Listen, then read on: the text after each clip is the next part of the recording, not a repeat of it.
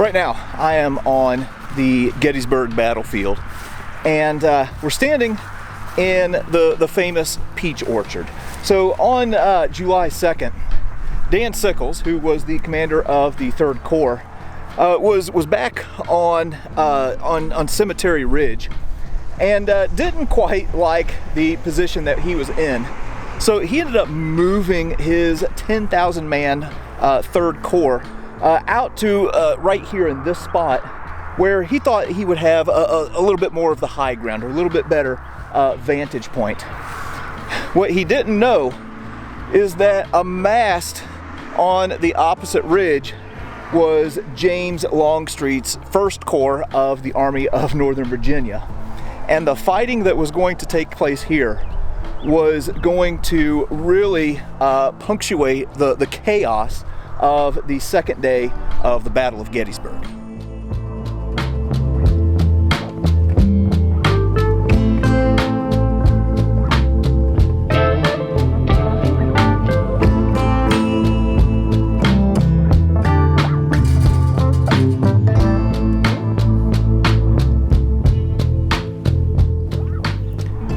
Well, the monument that we are looking at right here is to the men who were in Hampton's battery, and these guys really took a pounding here at the peach orchard.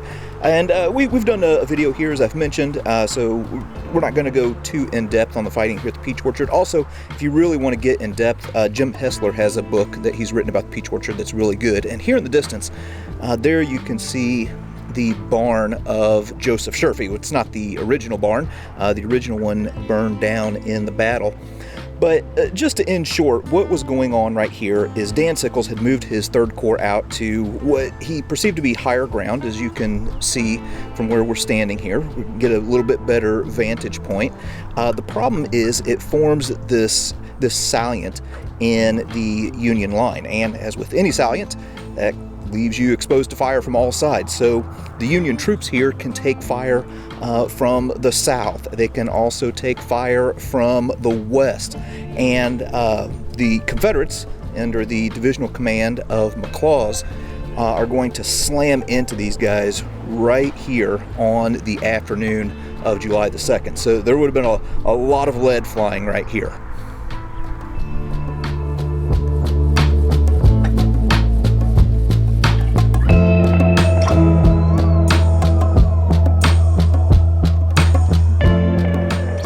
We're standing in the famous peach orchard on the Gettysburg battlefield, and on July 2nd, 1863, General Sickles decided to extend his line, and he clashed with some Confederate soldiers here, and there was some of the most bloody fighting of the Battle of Gettysburg in this very area. Brutal fighting. And this canteen was recovered here. It says Peach Orchard right here, and it's from the famous Danner Museum in Gettysburg, one of the earliest, or the earliest museum in Gettysburg. And I wanted to bring it out here today. I've never brought it out to the battlefields, so I assume this is the first time it's been out here since the end of the battle when someone picked it up. But the most interesting thing about this, it shows the brutality of the fighting out here, is this. It was struck by something, either a bullet, musket ball, or a canister ball, piercing the canteen, and it's a pretty dramatic artifact. It's got a through and through strike, really big entrance hole here, and a much smaller exit hole right here. But really interesting to bring this out here, and again, I think it's probably the first time it's been out here since the Civil War. Excellent artifact. Real quick, I wanted to take a look at this flank marker. This is the left flank marker of the 141st Pennsylvania Volunteers. And these guys exchanged a little bit of fire with Kershaw's brigade, and then really got hit whenever Barksdale made his charge, and they just got mauled. And right here, they actually have a monument to the 141st Pennsylvania Volunteers. So I can't come out to the peach orchard with a bullet-struck canteen without mentioning this regiment right here. This is the 141st Pennsylvania, and they had some of the highest casualties at the Battle of Gettysburg.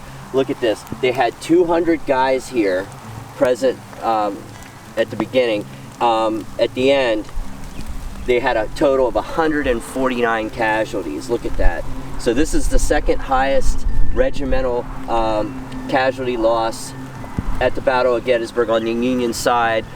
The only one greater would be the 1st Minnesota. So these guys took it pretty hard here at the Peach Orchard. So Eric mentioned the canteen coming from something called the Danner Museum. Really, the Gettysburg Museum of History is kind of carrying on this long tradition of museum stewardship of the battle here at Gettysburg. So we're going to dodge back to the museum and take a look at a few more artifacts.